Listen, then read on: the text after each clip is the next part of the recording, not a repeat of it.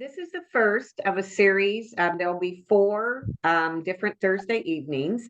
Um, and this came about as we were talking as staff, doing our planning and thinking about I can't remember when we did this, Dave. It's been a few months ago, Been kind a of couple months, yeah. planning out the year, trying to think of how can we be helpful, supportive, provide resources? And what we have discovered, as you probably know, myself and Reverend Dave Wetter, and also our DEMs, Donna Simon and Amy Appel, we're kind of out and about quite often in a variety of congregations. We have been in every congregation of the Synod. And one of the themes that has been increasing in our time since we have been serving is the stresses on our congregations. And as they look at their sustainability, as they look at how do they remain vital. And so we thought, as we were planning, would it be helpful for us to come together, use different resources, and we'll introduce some of those people, to talk about how do we as congregations, as ministries, not only focus on sustainability, bluntly keeping our doors open, but also do what we are called to do, be the church. And so this is our first. We'll be talking about money, finances. And really, I'm delighted that our Senate Treasurer, Scott, who is knee deep in finances, will be talking with us. And we get to talk about the Senate budget tomorrow night. So, we're doing the same kind of thing on the Senate level. And then the next Thursday, we'll be talking about our buildings, because when you look at just quite frankly, our budgets, the biggest portions of our budgets are often our building. And then the second is our leadership, staff, volunteers. So then the third Thursday, we'll be talking about leadership. How do we have leadership for congregations that is sustainable and vital?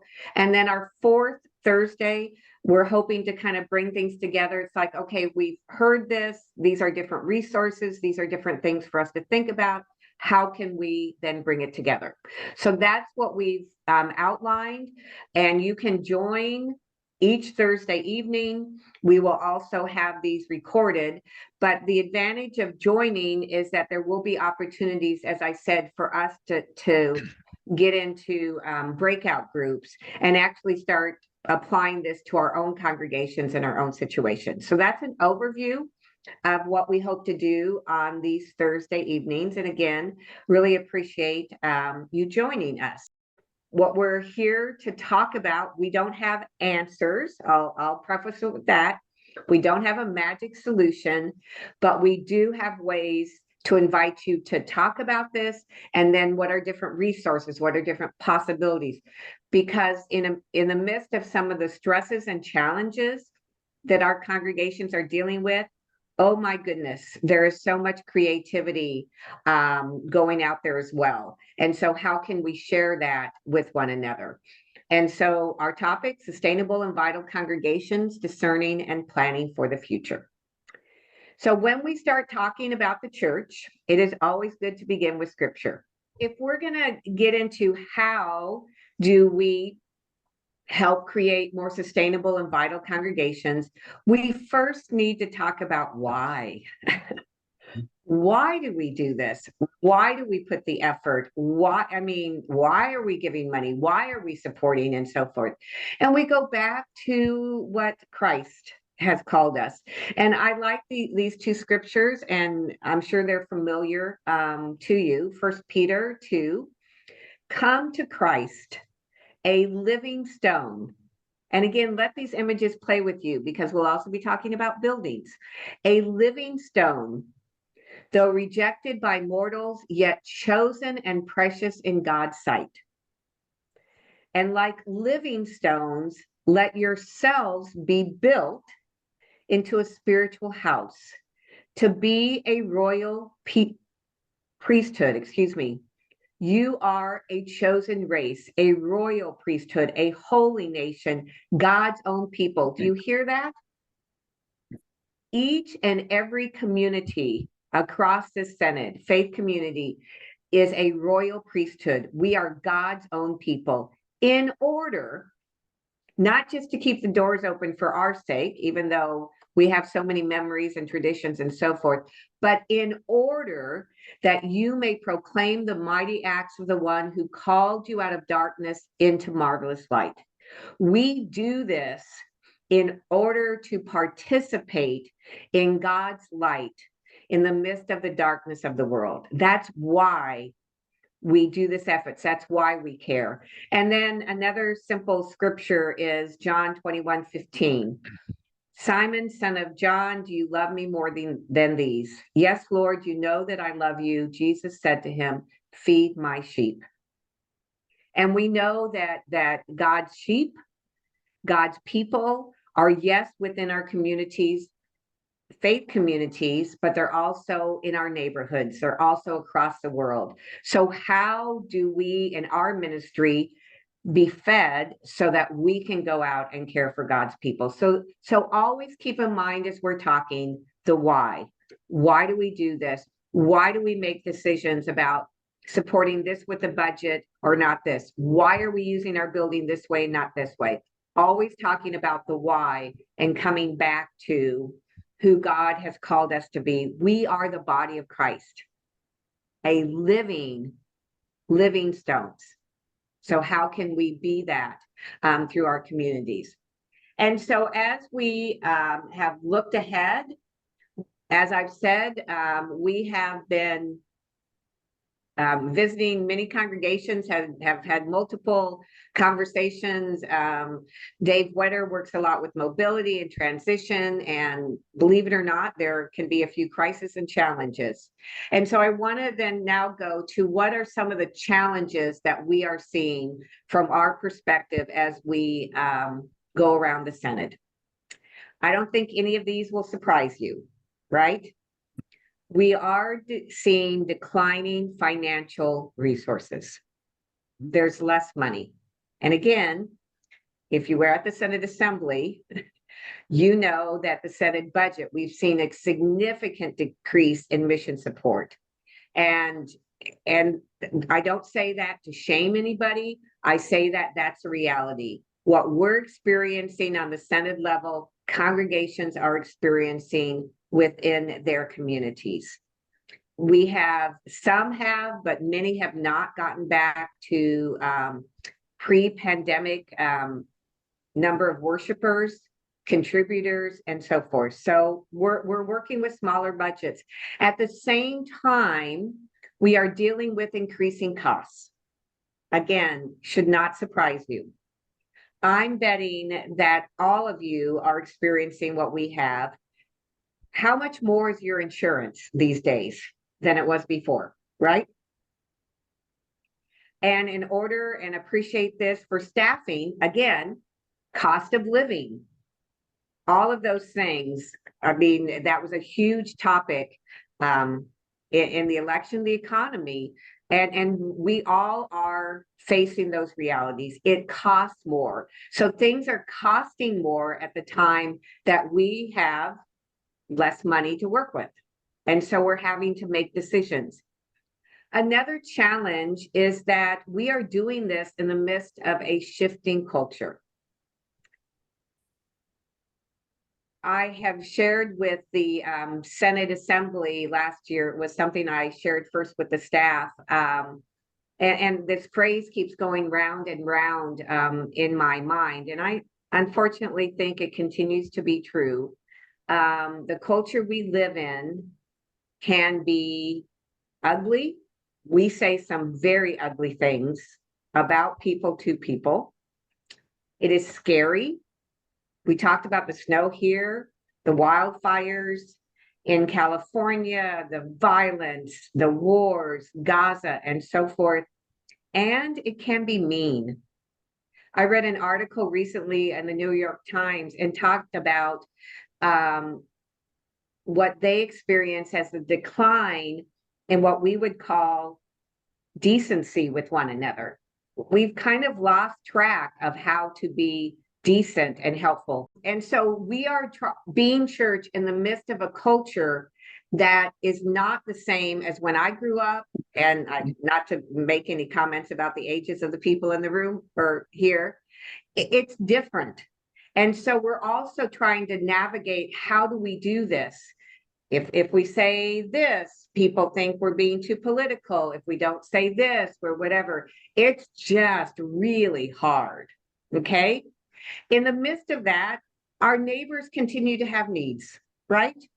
There are challenges because the kinds of needs continue to grow. The poverty, people experiencing homelessness, people experiencing racial injustice, all of those, the needs continue. And in the midst of that, we are, as a church, as a body of Christ, advocating for these alternative values. I said earlier, this mantra is the world can be ugly, it can be scary, it can be mean. We are called to be as beautiful and brave and kind. Those are alternative values in this world. So while we have significant challenges internally with finances and so forth, we also have challenges just in the culture. To face these challenges, we need to literally face them. We need to talk about them. We need to not stick our heads in the sand and say, oh, it'll be okay or whatever. We need to really look at how much money we have. We need to, which is Scott's going to help us do. We need to look at our buildings. We need to be honest. How much are we spending on maintenance, on insurance, on whatever? And for what purpose, right? Always keeping in mind our purpose. We have beautiful, beautiful buildings, but I have heard more than once, we need to keep our church open so that I can have my funeral here. And I don't say that, I don't mean to put anybody down. That is absolutely, I understand that, but that's not our purpose, is to have a club or have whatever.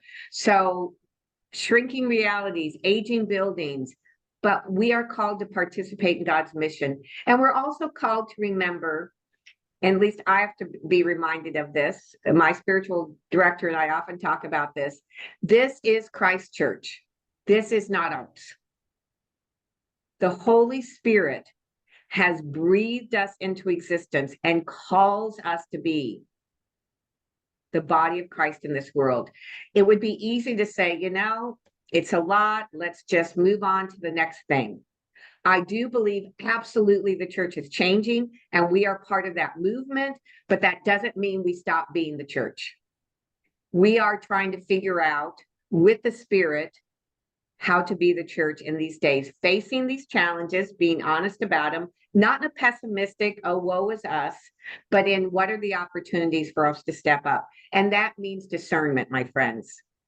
We can plan, we can have a strategic, figure it all out, goals, objectives, so forth, but always doing that by breathing in the Spirit and letting the Spirit guide us. So I'm hoping this kind of helps set the stage. This is why we're doing this, because we are the church and the Spirit is at work and the Spirit calls us. What I love about our Lutheran theology, to call a thing, to be honest, to face stuff, and to be open to those possibilities. So to get us going and to face the reality of money and budgets, I'm going to turn it over to, again, our treasurer, Scott Schulte. Delighted to be here, and good evening, everyone.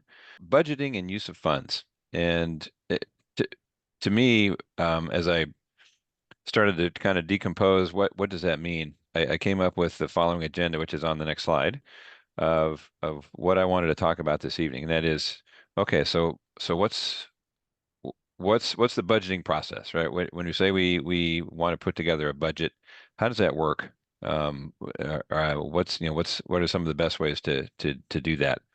And then a budget isn't necessarily one thing, right? There are several varieties of budgets that are used.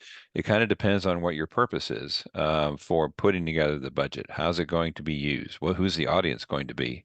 Um, what kind of a tool does it need to be? And it can be several. It can fill several purposes at the same time. After that, we'll get into sustainability and what does that mean from a financial resources standpoint. I think we have a I think we all have kind of a good feel for that, but we'll talk about what does it mean to be sustainable when and what is a situation where that's not sustainable. And then kind of dovetailing with that quickly is operating reserves. And when we say that, what are those? What's an operating reserve? How much should that be? That and how should those be used? And so we'll talk about that a bit too. And hopefully I'll get all that squeezed into the time that I've been allotted here. Uh, so next slide then we've got budgeting. So why do we put together a budget? I mean, what's the reason for doing it? Is it really just kind of because our constitutions typically require us to have budgets, either with the congregation or the synod? Oh, maybe that may be part of it, but really, the budget is in many respects the kind of the clearest indication of here's what we plan to do, right? Here, this is it's a tool to help communicate what our intentions are as a in a congregational setting, as a congregation. Um, there's the old saying about if you want to know what's going on with an organization, follow the money. Well, that's so true, right? If the budget is a statement by the congregation of here's how we plan to spend our money and what ministries does that support. So it's a tool that's used for communicating those objectives to it may start as a document that the council um, approves, but then it's really just ultimately it should be a communication of the congregation itself of here's what we plan to do. Um, as a part of that transparency, that gets into how's the budget presented. Typically, these are presented at annual meetings or synod assemblies in the case of the synod. Um, the best, the most effective thing, or maybe the objective, I guess I should say, for sharing the budget is establishing a sense of trust, right? There has to be the sense that we know how we're going to spend our funds, and so that is the best. That is one of the best drivers for donating or contributing to support that, right? If the process has been transparent, if the communication of here's how we're going to spend our money is transparent, that'll help to foster that level of trust by the congregation or by the synod. The other thing a budget can be used for is after you've begun the year, then it can be used for as an internal control document. That a budget along with some financial statements can help to determine are we meeting our objective? Are our contributions supporting the ministries that we want to support and our staff salaries and supporting the maintenance of the building. So it can act as a very effective operational tool for the finance committee or the congregation as you go through the year. All right, Dave, we'll go to the next one. Okay, so here we wanted to show a budgeting process. Now, this is not me saying this is how it must be done. No, this is really just trying to demonstrate a kind of a typical waterfall kind of approach to putting together a budget. Having said that, calling it a waterfall approach doesn't mean that you don't sometimes go backwards. But I'll talk about that in a minute here. So let's just kind of go through what the process from start to finish looks like, and then we'll circle back on that. So really, the budgeting process needs to start. First of all, you need to allow enough time to go through this process because if you do all these steps, it's going to take probably a couple of months, right, at least to go through this process to do it effectively. And so to do that effectively, it really kind of needs to start with the committees or task forces or maybe the ministry boards, however you're organized, right? Those units of within the congregation that carry out the ministry. They need to determine what do they need for the coming year. What are their plans? What are they wanting to spend their time and their resources on, their financial resources on? They need to come up with that and then forward that or share that with either a budget or a finance committee as who's kind of the central gathering entity for all the updates or all the input from the committees. So it goes from then the committees to the budget or finance committee, and you can see that they've got a job to do, right? They gather the input from the committees. They look at what those each of those committees prepared. They prepare an income estimate. How much do we think we are actually going to receive in the next year? And then they take all that and swirl it around and hopefully come out with a balanced budget, meaning that they've developed a budget where all the expenses, all the ministries that we want to support, we are spending what we're planning to receive, right? To bring in from the members of our congregation. And then that um, finance or budget committee then shares that with the congregation council. Here's our draft of the budget for the coming year. Council reviews that. They may make adjustments to that. They may have questions, right? They may say, no, we're not, we don't think we want to do that, or we don't think that's a priority. But so there's that give and take. And I said, there could be, and often is a loop. I'd say there often is a loop between the council and the budget or finance committee of preparing a draft. Council weighs in on it, sends it back to I'll just stick with the finance committee, and the finance committee revises it, brings it back to council until the council says, "Yep, we're good with that." This seems to represent where we want to spend our resources in the coming year. And that's all done to prepare for typically the annual meeting where the budget is presented to the congregation. And it's presented to the congregation as, for their review and approval. Um, and as I said before, that with the sharing of the budget, the transparency there is crucial in helping the congregation understand what the plan is, what's this budget intended to support, and that will help to make sure that all the members of the congregation are on board with what our plan is for spending. There also could be a loop there, right? It could be that the in the annual meeting, the congregation says, we're not wild about this, or we think we need to spend more money on that. That is certainly within the purview of the uh, um, um, annual meeting for the congregation to say that. They're the ultimate body of governing the church, governing the congregation. So there could be then another loop. It goes back to council for them to revise it, which may cause a lot of scurrying, right? That usually means that there could even be another meeting that needs to be held to approve that meeting. So be it, right? If that's the will of the congregation, then that's how that can happen. Um, there also could be changes that take place during the annual meeting itself, where motions are made and changes are actually implemented with the budget. The danger there, and I've seen this a lot at both the congregation and synod level, is the congregation focuses a lot on, well, we need to spend more money on this and that, but not so much on, and we need to take money from this and that. Right? That part of the conversation sometimes gets lost, and that can often present a challenge.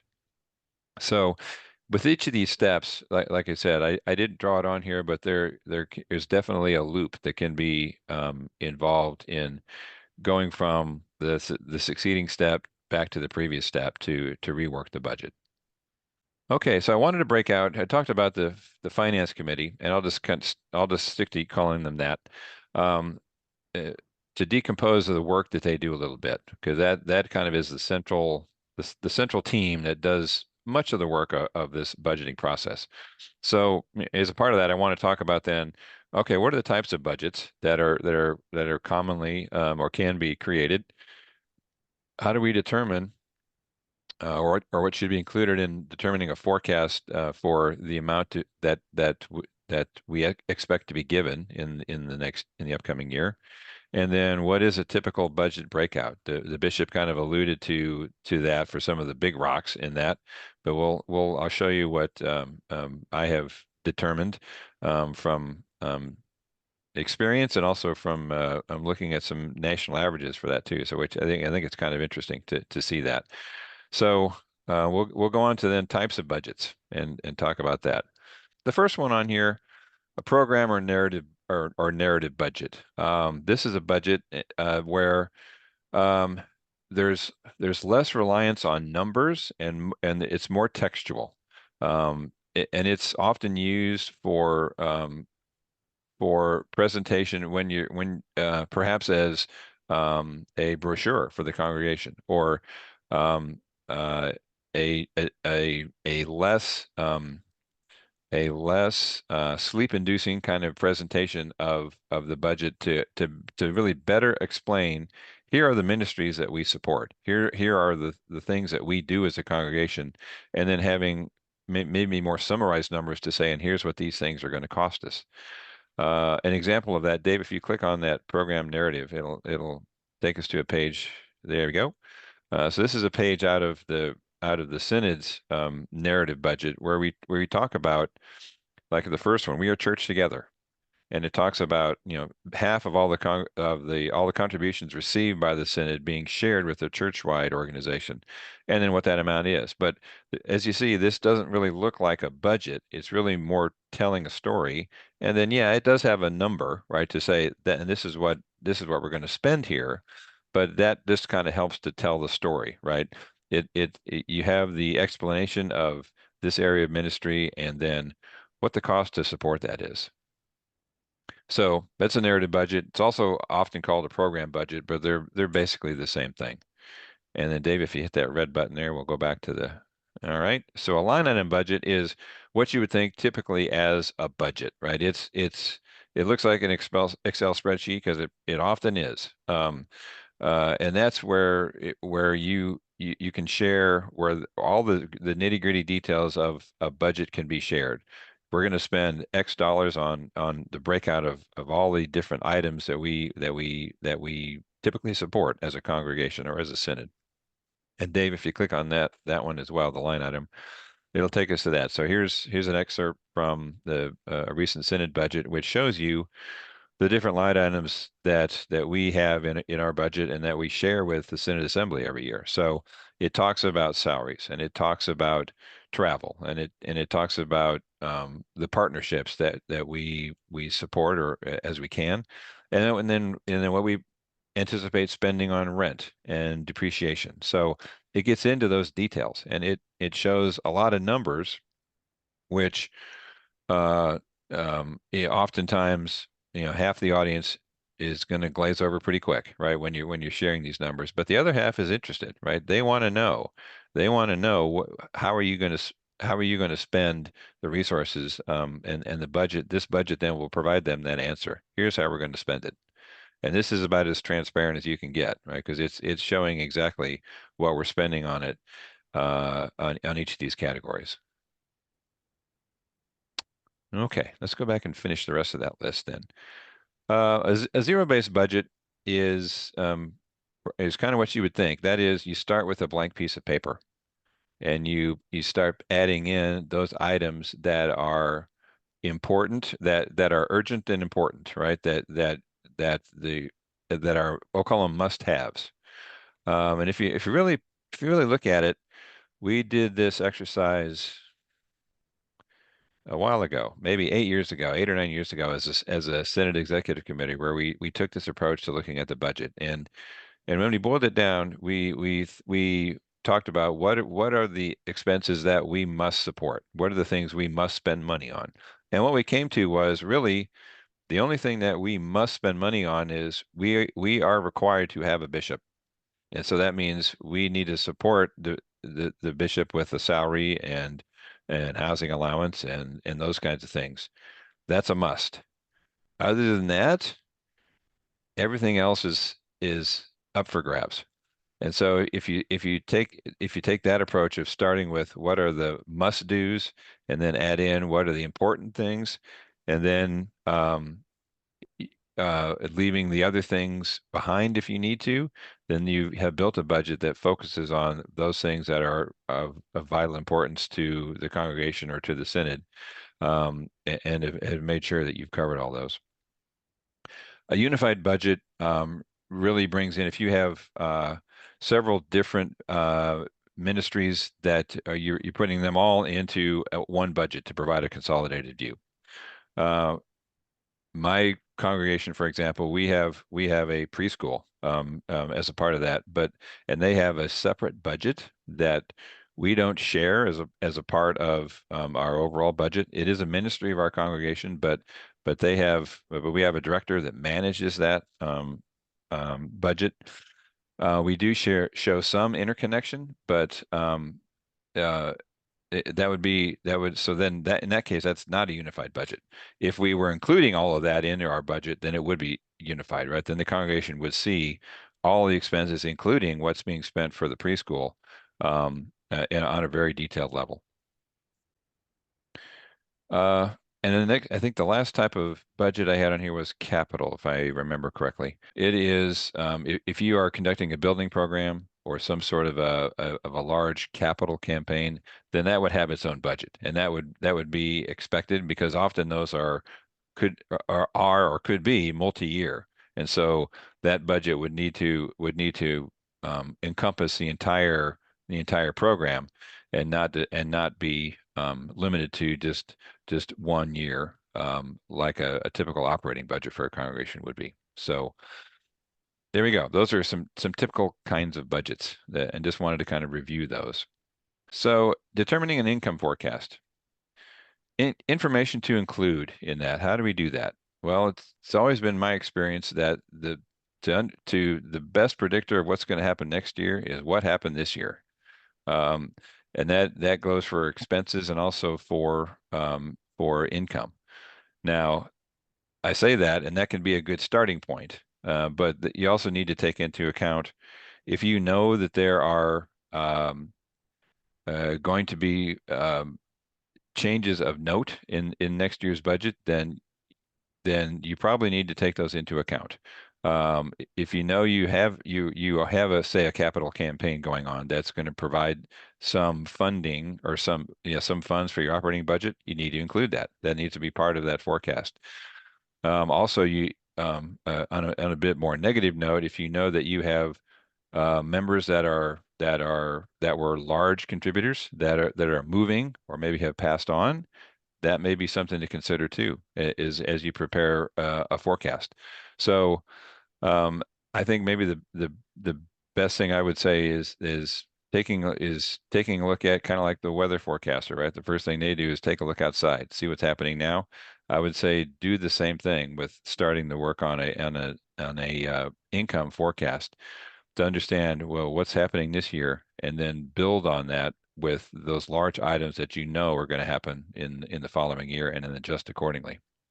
Now, that could include, and I listed this as sources of income, but this is just kind of a subset of all the things that could impact your income forecast. Um, Unrestricted member giving, that's obviously a a big rock of giving, but might there be restricted giving that you might receive? Maybe there's a grant coming from the churchwide organization for a ministry that you're supporting. That needs to be factored in. I talked about a building fund, having a building fund, or maybe a capital drive. Um, Another thing could be renting out your space, renting out the fellowship hall for other purposes, another source of income. And then, of course, interest and earnings on any investments you have. Those all need to be factored into what's our income going to be. And income doesn't just stop at what's our giving. It's giving obviously is the largest part of it, but there are other factors, other sources of income that could be significant in helping determine what's our total income going to be for the following year. This may contradict what the bishop said earlier a little bit, but as you can see on this bar chart, I'm showing that typically national average says about 50% of your budget is going to be taken up by staff salaries. 50%. And then the next big rock is 30% for building cost. So you've taken 80% of your resources with those first two things, staff salaries and building cost. This is why, as the bishop mentioned, this is why there are congregations that are taking a hard look or maybe asking hard questions about our building, right? What's what are we doing, right? Is there something that we could be doing differently? Do we need to think about maybe some unique solutions for our building so that we can reduce the amount we spend on that?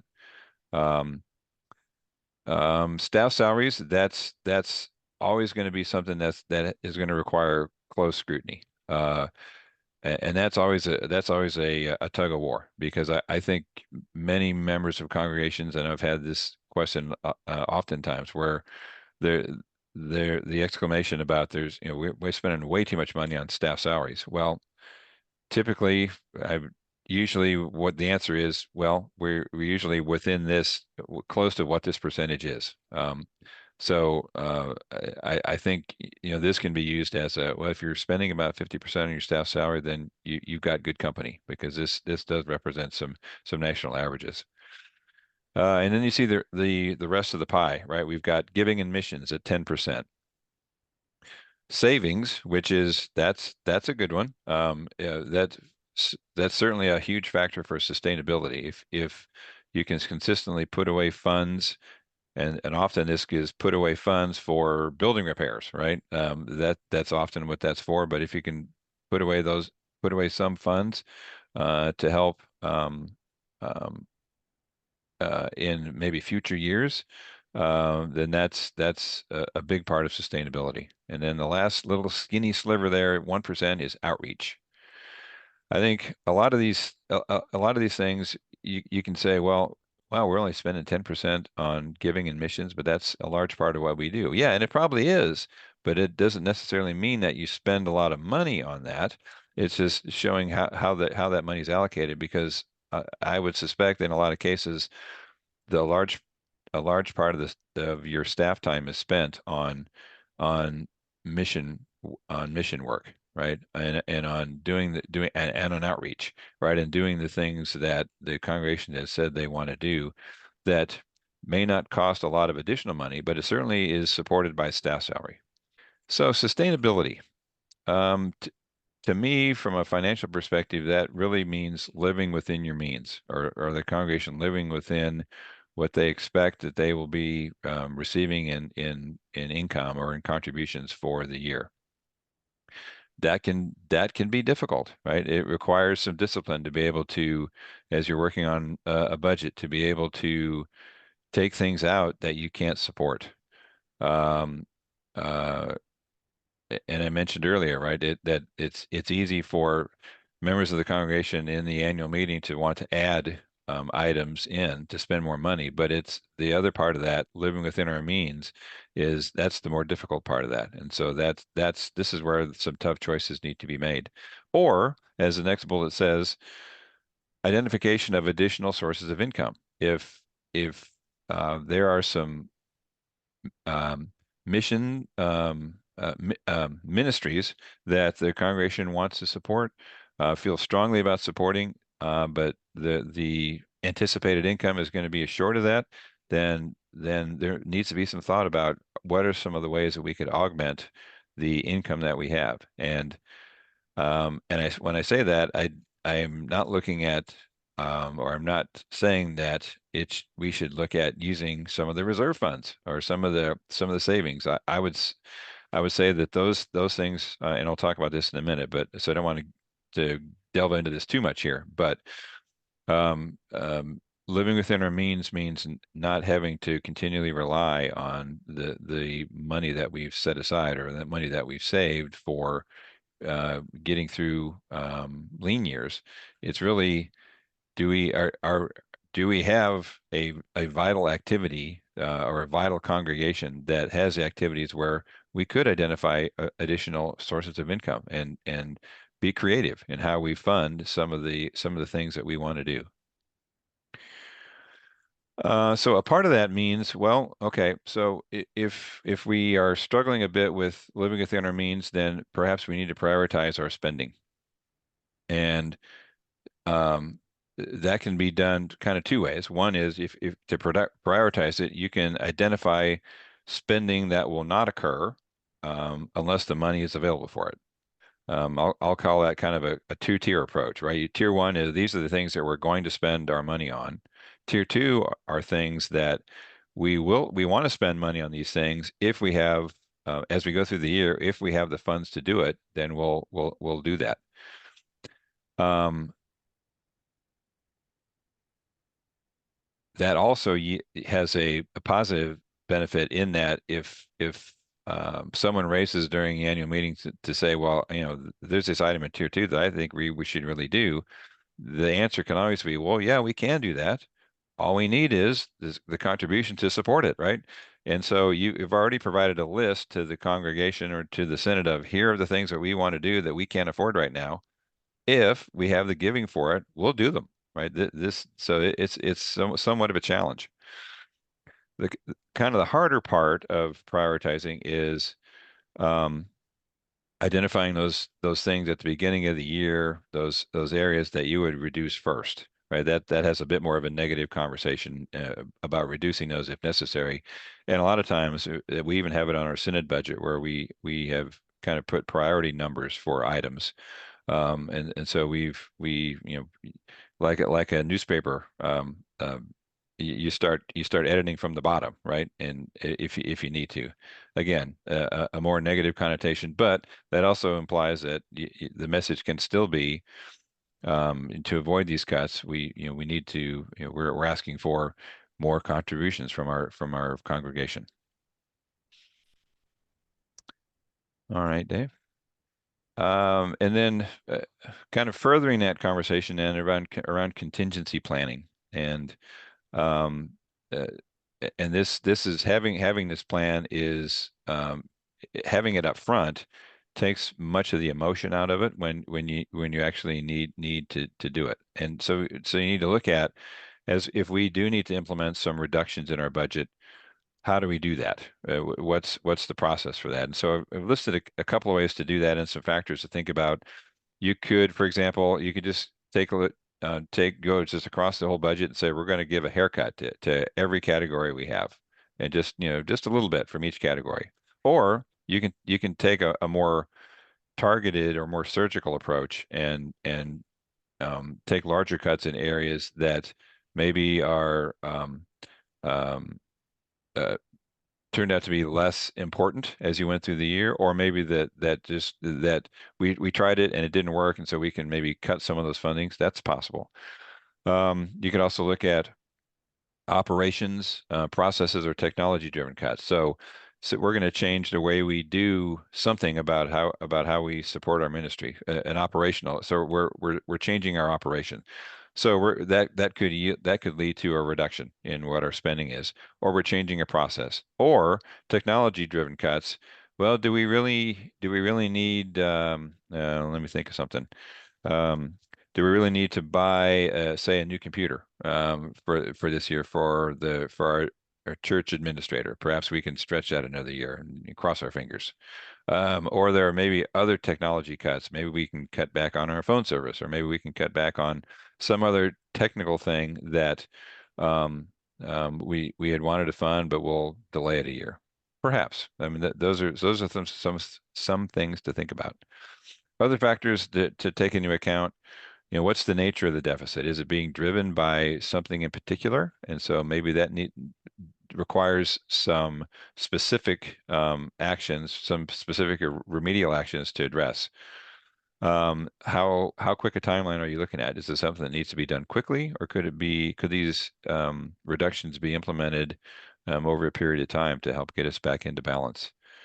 And then I think one of the most important things on here is what is the impact on related ministry partners? So if you have, if you are supporting other ministries and with a grant, say, then you need to be conscious of the fact that if you cut that grant, you're impacting that ministry too. And so having the conversation with them, vitally important before you take any action along those lines. Banking relationships means that having a good relationship with the bank that you use for your checking or savings accounts is important.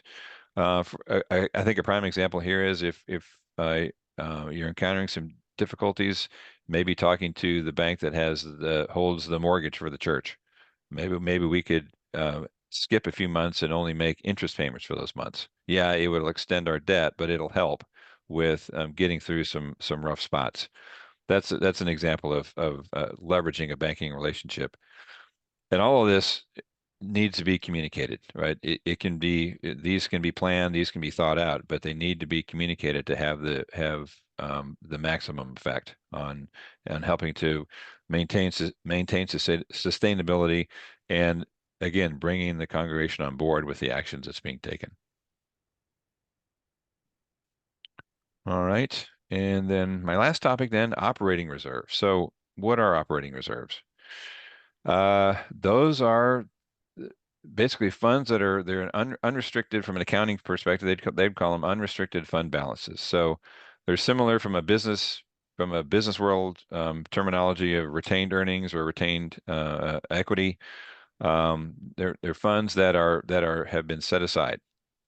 Um, their intention is to be used as a cushion to help get through some lean periods, or to help to cover any unexpected things that happen, events that happen. The commonality there is that these are short term. They're not. It's not. Operating reserves really are not intended to be used consistently year after year, because then it's a couple things. One, it's not really a reserve, right? Because you're using it to cover normal operating expenses, and two, that's not sustainable. The reserve is there to help get through some emergency kinds of things. It's not meant to be a long-term solution, because it can't be. At some point, those reserves run out, and then how are you going to continue to operate? Much better to make some of those tough decisions while you still have the operating reserves to get through the short-term things that come up. So then the key question then is, what's the appropriate level of operating reserves that we need to maintain? My answer would be there's no hard answer to that. Um, but I can give you an answer. There is an answer on this page down towards the bottom of what that typically should be. But I want to talk about what are the factors that need to be thought about when you're going to look at what should our operating reserve be. Um, Things to think about. So when income is derived from predictable, broad-based membership or body of contributors, then you probably don't need as much of an operating reserve, because you're more stable, right? You're less likely to have challenges come up that would cause some urgency for using their operating reserve. If cash flow is irregular, then your reserves need to be higher, because you're going to have peaks and valleys, and so you need to have those reserves in place. If your expenses are primarily fixed and predictable, okay, then you can probably go with a little bit less of a reserve, because you know how those are going to happen. So that will um, that will um, allow you to lower that a bit. Um, If the congregation owns fixed assets or equipment that are likely to require repair, replacement, you may need to have higher operating reserves to cover those additional expenses. But that's why you've been saving, right? If you remember the pie chart. And then if you have long-term debt, a mortgage, that also needs to factor into having a bit larger operating reserve to be able to cover those costs. Or, as I mentioned earlier, you can leverage banking relationships to help smooth out those rough spots. And then down at the bottom, if you're going to press me for an answer, I'll say 30% is what your operating reserve should be. And 30% of what? 30% of your annual operating budget. So the idea here is that you've got 3 to 4 months of if you receive no income for 3 to 4 months, you could survive that. You could sustain that.